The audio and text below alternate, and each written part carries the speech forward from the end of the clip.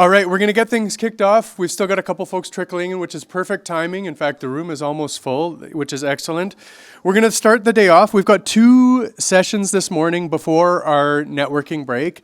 But just before that, not quite for an hour, but for about 5 minutes, we're going to have some opening remarks on day 2 from our good friend Monique Friesen at Canadian Forest Services. Service. I always add the S at the end. Over to you, Monique.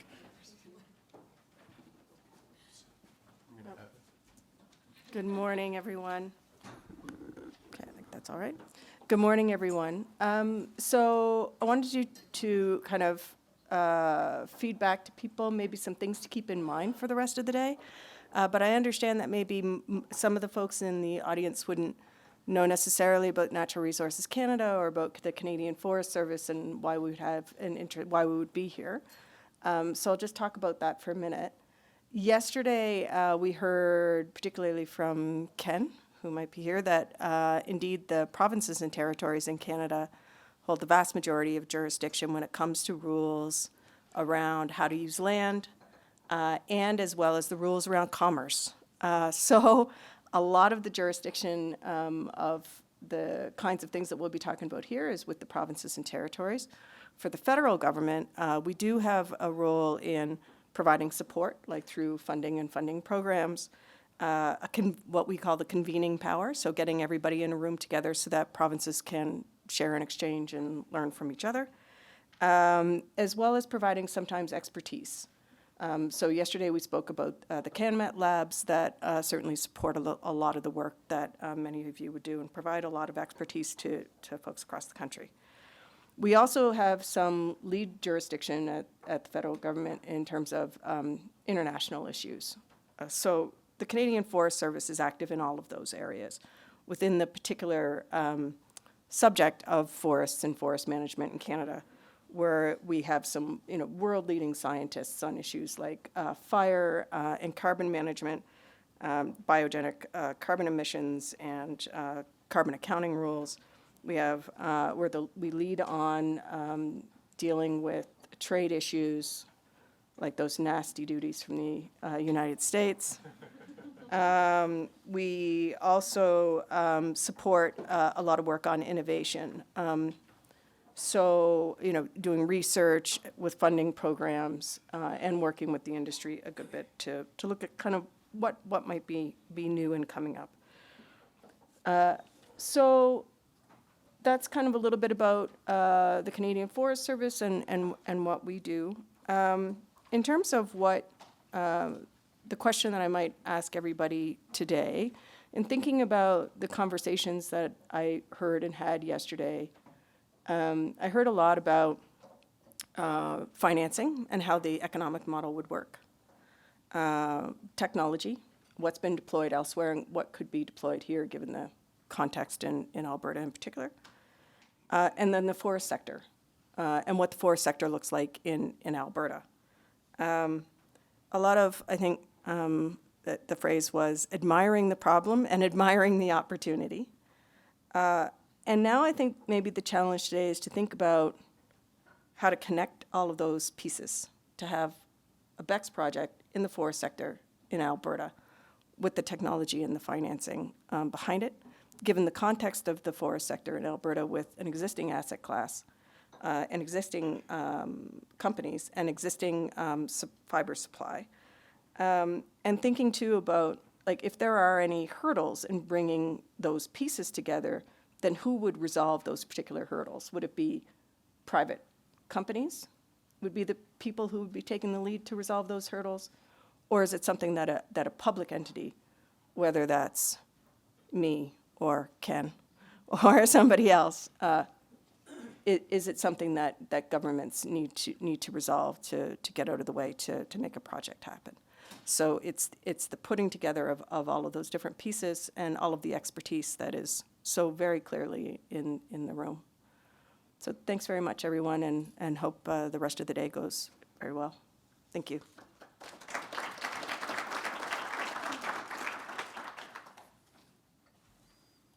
Thanks very much, Monique. And I really like that opening challenge for everyone to think a little bit beyond what the opportunities, what the problem is, but how we can take action, how we can start to connect those pieces, and who are the right entities to do that. So thanks very much. We are going to move on. I'm just actually going to check the slides while the next presenters come up. They seem to be auto-advancing like they were doing yesterday. But our first session for this morning, session number 6, is, as you can see on the screen, BECCS is a carbon removal tool. This will be moderated by Tim Bushman from Carbon Removal Canada. So if I may, I will ask Tim, as well as the 3 speakers on this from this session, to take their seats on the stage and grab a microphone, if you don't mind, on your way up. We've got 5 here, just like we did yesterday, but we should only need 4 for this. And then we'll have 1 if there end up being time for questions from the audience. Great. Well, good morning, everyone, and welcome to the final day of the BECCS Leadership Summit. My name is Tim Bushman, and I'm the Director of Policy and Research at Carbon Removal Canada. I'm delighted to be here today to moderate this next panel discussion on BECCS as a carbon removal tool. I'm joined by 3 really great panelists. Looking forward to this discussion, kind of peering into the demand side of the market and looking at how various corporate actors kind of approach and look to support carbon removal projects, and in particular BECCS within the market. Did any of your speakers have slides? All 3 have slides. Yeah, okay. Yep. You can either go to the podium, but if you want to use the seat. Good morning, everyone. My name is Irfan Ali. I'm the founder of DigiKarma. Karma, by the way, I should begin by pointing out, is not karma. I get that a lot.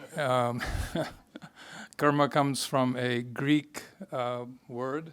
It was ancient for coin, monetary value. So we're trying to value carbon here. So that was what was behind the name.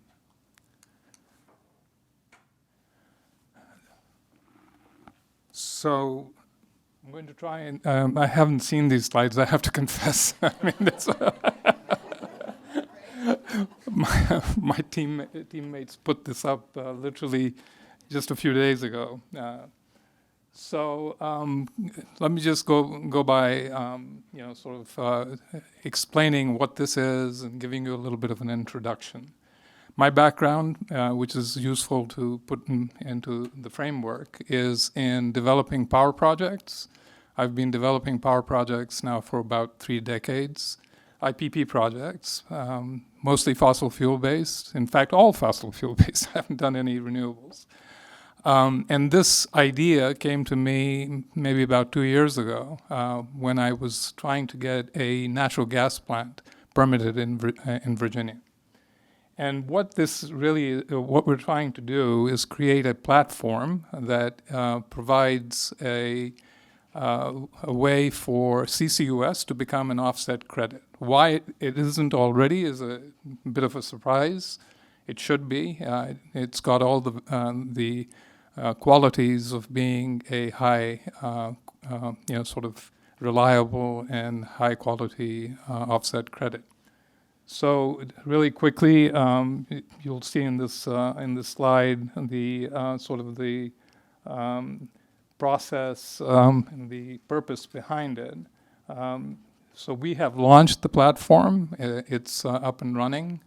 It's blockchain based. And what we're doing is we're getting access to project developers and their MRV plans. So we have access to their meters.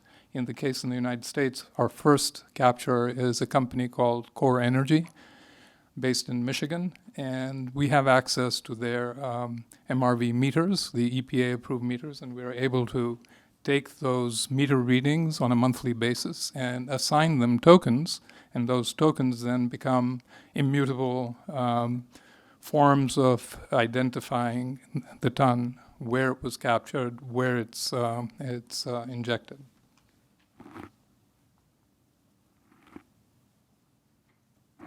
So we've done a proof of concept. We had our first customer for Core Energy's tonnage. It's a golf course, which was very interesting. They offset their entire season of golf rounds, which was kind of creative on the part of our marketing folks. What was learned from that is that as you spread the cost of offsetting across a large value chain, it becomes much more manageable. So it's, even though we've set the floor price initially at $100 a ton, and I can get into that a little bit later on as to why we set it at $100 a ton, it becomes manageable when you're spreading it across your value chain. I think my marketing folks like to use the example of Coca-Cola. Coca-Cola has something like 8 billion tons of CO2 that they address every year. This is not just in their drinks, but also in their emissions through their various different operations throughout the world. So if you imagine a drink and you're offsetting at $100 a ton, and you're selling 80 billion drinks, I think it was, the number, it becomes a manageable cost. So what we are kind of focusing on is really the market is, at the moment, there's a disconnect. And, I heard earlier on discussions about what role the governments can play and different stakeholders can play. So the voluntary carbon markets, as we all know, have been rather weak and disrupted over the last few years. There have been lawsuits and, sort of various different issues with nature-based solutions. And those nature-based solutions, while, some of them are very good, in fact, things like mangroves, et cetera, that are verifiable and monitored, certainly lend themselves to being good, high-quality offsets. We think that, the engineered solution really is the way to go, but the disconnect really is that the emitters, Scope 3 emitters particularly, the transportation companies, shipping companies, they're loath to get involved with CCUS. They, for whatever reason, they feel that, it's just a weak link because it perpetuates fossil fuel use, et cetera, and things of that nature. And that disconnect is really something that I think the government can play a role in, rectifying that thought process and that mentality, because Scope 3 emitters need to get on board to help drive revenue to the CCUS world, including BECCS, in many cases, where it can be net negative. So this slide essentially is, speaks for itself, I guess. It's the cause, effect, and conclusion. And this, by the way, I should also mention, is this slide deck is, I can see, taken from a pitch deck. So it's a little bit investment oriented, but really the idea is that, you have the sources of the emissions, what, the decarbonization initiative and effort is, and how do you get to the goals that are being set. I was reading somewhere that last year we broke globally the record for emissions. I think it was something like 40 billion tons added to the atmosphere. So if we're serious about, reaching Paris Climate Accord targets, there's a lot of work to be done. I think with getting caught up in nuances like, is this a removal or is this a reduction or is this an avoidance? It becomes almost superfluous, really. I mean, it should be 40 billion tons is a lot of tons that you have to deal with, and that's only growing. I was reading, in fact, in one of the statistics here, I'll get to it in the end, there's a really nice chart that shows who the largest emitters are and how big what an impact those three top emitters have in the overall emission stack. So this is essentially just showing what the potential is. At the moment, we're starting from virtually nothing. I mean, there are hardly any major CCUS projects. We've been working with folks from Petronova and Tundra in the U.S. to learn as much as we can about the technology and which way it's headed and how the costs are coming down. And the good news is the costs are coming down because as they're developing new technologies and they're beginning to scale production, costs are beginning to come down. So this is just a comparison again, and on this, I think it's worth noting that it's something that everyone here probably is well aware of. Geological sequestration is really permanent. You're essentially putting carbon back from where it was drilled by us, and should stay there permanently. And it's a highly regulated industry, so you're getting the benefit of a government oversight, which in other sort of solutions is just not there. Measurability, all of those things are, I think, very, very important. And so we believe that CCUS and BECCS particularly even more so, will and shall become the most sought after credits in the long run. So this is the chart I was referring to. If you look at it closely, India, the U.S. Is roughly 11% of global emissions. You add China and India to that, and you're at nearly 50%. Those three countries are, and the latter two, China and India, they're not about to stop building coal plants and fossil fuel-based plants. So if we're serious about capturing, we'll have to engage somehow the governments of India and China to get more involved in carbon capture as well at some point, because that they're not, as I said, there's I think 100,000 megawatts of coal-fired power plants in India that are in the pipeline right now under development, and the same in China. So that's a lot of emissions. And if you look at Africa, you'll see that there's hardly any emissions from Africa. And there's and I should, even though I wasn't going to get into this, but I should mention it because I think it's an important aspect of why we're trying to do what we're doing.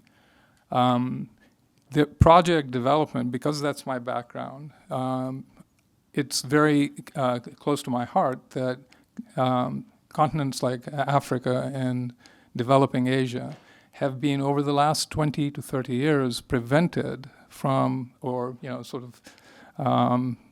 shut out from capital formation for coal-fired power projects. India and China are an exception because they're able to generate their own capital to a certain extent. But African nations and other nations in Asia are not so lucky. And so if you go to the World Bank has a moratorium on lending to coal. More and more commercial banks in Europe and in the Western world have put moratoriums on lending to coal. So if it's about the emissions, as one of my advisors, Chuck McConnell, likes to say, if it's about the emissions, bury them, stop looking at the source, right? And that really is what we should be doing. So I'll end with that and appreciate this opportunity. Great. Thanks so much, Irfan. Joe?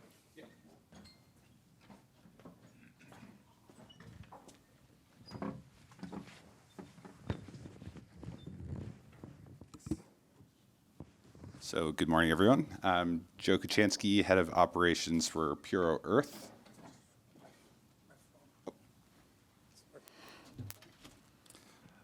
The Americas office of Puro Earth. So we're a Helsinki-based carbon removal standard and registry operating in the voluntary carbon market. I've been working in sustainability since around 2010, and specifically mostly in the forestry sector, chain of custody audits, forest management, FSC, SFI, PEFC, and the like. So it's kind of a nice transition to look at the forestry sector and then move into CDR about 2.5 years ago. So our purpose is to be a crediting platform for engineered and hybrid nature-based carbon dioxide removal. So we want to help bring to monetize your company's negative emissions. All these different forestry companies in the room will have a lot of different opportunities, including BECCS, providing biomass to BECCS projects, obviously the main reason we're here. But I'll go on to show you that there are a couple other possibilities too that you can take this biogenic material and create some CDR. So I'm actually gonna just walk over here a little bit. We were founded in 2019. Just at the time in the voluntary carbon market, the only type of credit you could buy was a carbon reduction or carbon avoidance credit. So we kind of invented this carbon credit class for removals, and we were sort of seeded by an energy firm in Europe called Fortum.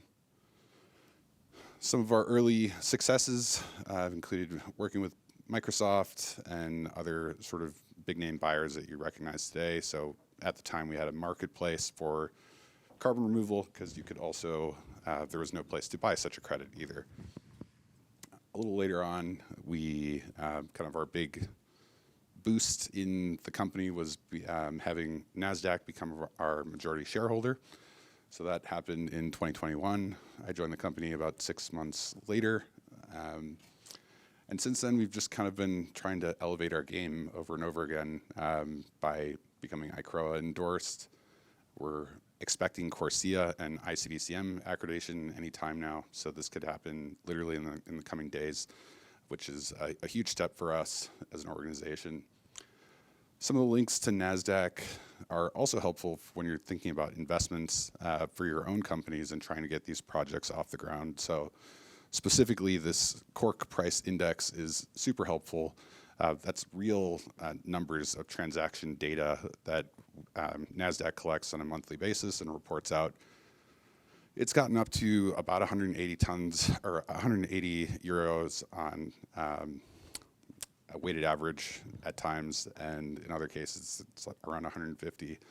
But that's for what we call cork 100, so 100-year durability, versus cork 1000, which would be the geologically stored carbon.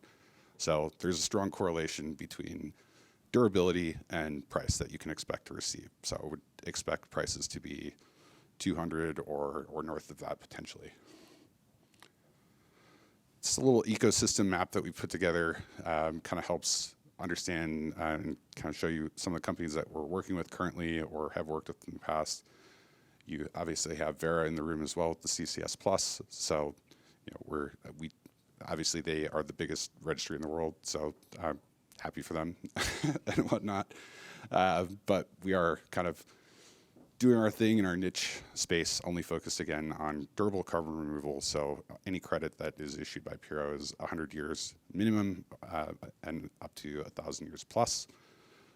But a lot of the corporates that you're seeing here, including Amazon, are now kind of getting involved in purchasing this high quality, high durability carbon removal. And there's a bunch of different other entities you may recognize in here as well.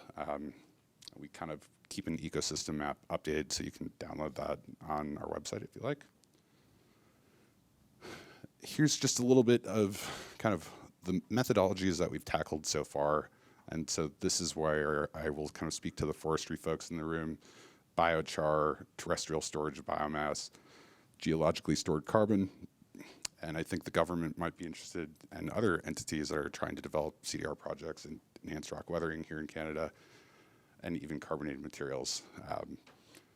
So the way that we operate is by having what we call meta methodologies. So when you see geologically stored, it refers to basically direct air capture or BECCS. We don't really care as long as it's an atmospheric or biogenic CO2 source and you pump it underground into geologic storage. And obviously Alberta is a great place for that. And so yeah, here's just a little slide on this methodology.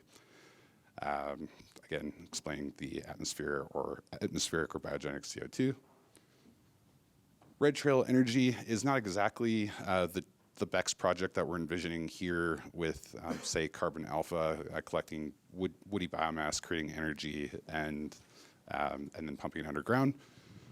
But it's an ethanol facility, so it's still biogenic CO2, and they're kind of an interesting project for a couple of reasons, but they had one of the first 2 Class 6 wells operating and fully permitted in the United States. And the total, and one reason why we're so bullish on both BECCS and DAC with geologic sequestration is that this facility had, I think, 150,000 tons of removal issued this year, which was equivalent to all of the removals that we had issued in 2023. So the size and scale of these projects is really enticing, both to us as an organization with our mission to reverse climate change, but also to corporate buyers like Microsoft, where they don't want to have to source from 20 different suppliers to collect a small amount, kind of put a little dent into it. They want big projects that can take care of a lot of their need. Climeworks, you may be familiar with them. This is probably our most famous client, operating in Iceland, based out of Switzerland. This is direct air capture, but again, geologic storage. So very cool project. So as you can see, relative to the kind of incumbent registries and standards, 500,000 tons of removals is really nothing. So we're really at a growth stage of this industry. And there's a lot of investment going into it, but there's a lot of work to do with 5 to 10 billion tons of CO2 needing to be removed. There's a lot of work to do. So beyond net zero, eventually you do get to a point where you've kind of reduced your emissions as much as you can, avoided what you can, and whatnot. But there are all of these emissions that we keep putting up into the atmosphere that we still need to remove to get down to parts per million. That is an acceptable number. So it's not in an acceptable range right now, hence climate change. So CDR is not going anywhere. We're always going to have emissions from oil and gas and whatever else. So yeah, there's a lot of work to do even after we get to net zero, then still removing CO2. So thank you. You can see my information up here. It's just joe@puro.earth. Thanks. Great, thank you, Joe. And sorry, could we just do a quick time check? I know we started late. Do we have time for one panel question? 1 or 2? Okay.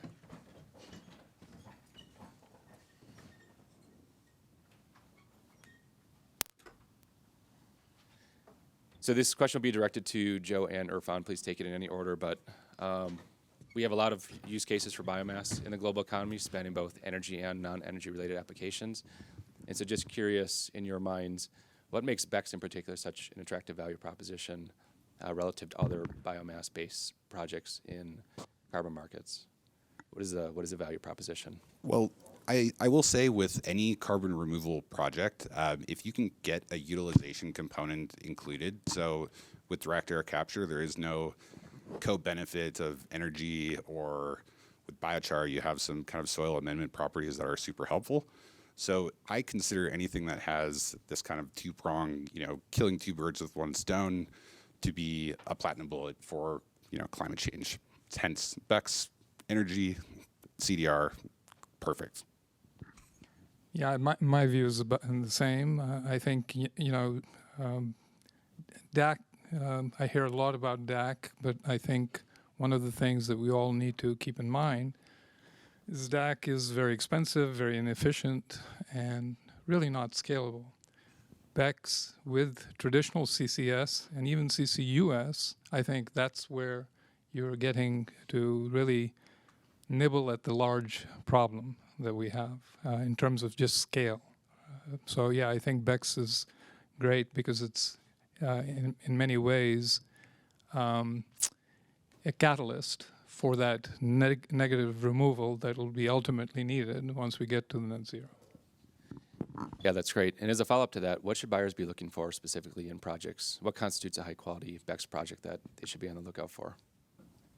So one question you're going to get asked every time regarding a BECCS project is the sustainability of the sourcing of the biomass. So it serves nobody's interest to go mow the forest down for a BECCS project. I mean, nobody would do that anyway, but it's going to get heavily scrutinized to make sure that you're sourcing responsibly, and basically that you can have a project that's going to be operational in perpetuity, hopefully. So I would say that would be the number one thing. But also the next best thing is just the project that gets off the ground. So there's obviously a lot of elements, and I think kind of leaning in with some of the folks in the room here on kind of the energy infrastructure that has been built out, the expertise in geologic storage. So basically, we're expecting a lot of oil and gas people to be involved in these projects as well. Yeah, I would add, agree with what Joe said. I think I would add to that that the use of the bioenergy, right? So not all boilers are the same. So what percentage of that use is really generating the kind of net negative that you really want? So there's a lot of, and also measuring the entire supply chain. I think those two things are very, very important, so that you know you can quantify really how much net negative have you done. Yeah, certainly. Maybe one more question before we go to the audience. But what are some of the biggest challenges that you think are confronting the BECCS industry today? What do you think are those most pressing things that need to be overcome to really fully realize the BECCS opportunity? Yeah, so from my perspective, I think, again, it's just the sourcing, right? And you have to what was said earlier, that you have to have a dependable, long-term, predictable source before you're going to make a capex investment. I think so that, as well as government regulations that for permitting and things of that nature, which is not getting any easier. Joe, anything to add to that? Yeah, so sorry, I was just wandering a little bit with this view again. So the biggest challenges, I guess, is everybody's kind of wondering sort of about the buyers and whatnot. So if you can get some buyers locked up, Microsoft is the only one that, they're kind of handling like 90% of everything right now. So as far as durable CDR purchases, so that's, a single large egg in one basket, and that's just not great. So actually, Amazon is doing some really good work right now. That's a direct air capture facility in Texas that's kind of being supported, but other corporates that need to get involved, and that's sort of, I guess, the biggest thing is just making sure that you get those deals lined up in advance that will help sort of see the project through. Yeah, that's great. Thank you. Well, before Joe gets even more lost in these majestic views, let's go to the audience for questions. Does anyone have a question for the panelists?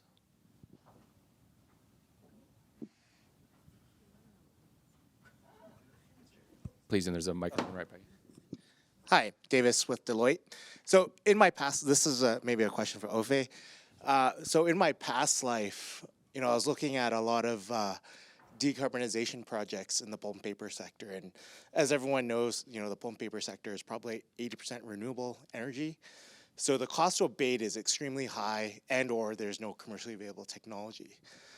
So in order to kind of incentivize, some of these companies to further decarbonize and adopt things like carbon capture, maybe you can speak more generally. Maybe it's not exactly Amazon case, but would there be a appetite for green premiums paid for better performing emissions intensity products going into your packaging and so on and so forth? Yeah, I think I'll just make a general comment to that. So definitely you would have to incentivize the suppliers to be able to take this capital-intensive projects to be able to decarbonize. Our strategy right now is to be able to partner with suppliers to do so. In terms of how that would take form or shape, is something that will evolve over time. But definitely the option to have premium on a package to be able to showcase as a low carbon package is an option. But this is just a general framework that I'm speaking to right now. But yes, to answer your question, yes, green premiums. Would reap that premium, right? Would it be Amazon, or would some of that premium be shared with the supplier of a commodity? Yeah, so definitely it has to be cost effective for the supplier. So whichever way, you have to do it in terms of that arrangement, it can be shared, but then it'll be based on the arrangement that you're able to have with the supplier. Yeah. I'm sorry I'm not being able to be very specific, but yeah. Is there one final question in the audience? Please.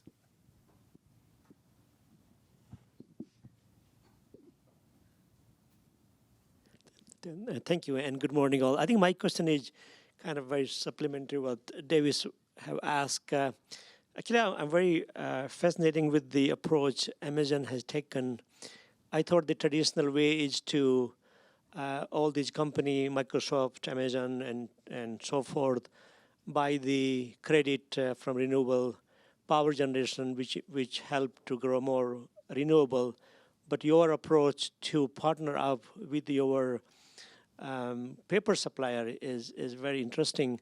So just wanted to hear more. How does this work? Like in normal case, you will go and not buying from paper from the very high emission facility, they are forced to do something, but you went to them and partnership with them. So how did it work, and how is working paper industry doing the CCS based on your initiative? Yeah, that's a good question. I think, like I said, we do have a goal of reaching net zero carbon by 2040. If you look at all the emissions in terms of scope 1 and 2, that's within our control. Scope 3 is something that is out of our control. And our strategy is to be able to work with suppliers to be able to decarbonize so that we can decarbonize. There's two-pronged approach to this. We can do carbon reduction projects, but there's a limit to that. And then you can also do the CDR approach in terms of carbon offset. And the priority here is be able to do the carbon reduction first. Amazon is unique in this particular, BECCS approach scenario because we buy corrugated boxes to be able to ship. Unlike other competitors or what would I say, counterparts, maybe they don't have that kind of connection or relationship. So in terms of the first approach of how do we have projects to decarbonize, we've identified that BECCS is one of the ways, but it's a two benefit that you get with this approach. You're able to decarbonize, and then you can also generate CDR that this supplier can benefit from that. And I'm more interested to hear how this partnership came into, or I know there's a pilot plant at this point, but how you were able to have the paper mill owner or partner to participate with you, because this is largely you're driven, right? Yeah. So, again, as I showed in the slide, basically we use science and data to be able to identify emerging technologies and, the best path forward. In the case of packaging and specifically pulp and paper, we identify that bioenergy with carbon capture is the way to do that. So the next approach will be, how do we pilot this? How do we get this thing done? We're able to identify a funding opportunity through the U.S. Department of Energy. At that point, we started looking out through our supplier list and say, who can we partner with to be able to at least pilot and demonstrate the benefit of BECCS. So we were able to speak to a wide range of suppliers within our portfolio, and International Paper came through, and we're able to find a technology provider. Again, we looked around for different technologies, trying to understand, again, from an energy material point of view, the benefit of using a particular technology, and we're able to put a team together to go after this opportunity. Yeah. Thank you. Great. Well, thank you to the audience for your kind attention, and thank you to our panelists for your time and offering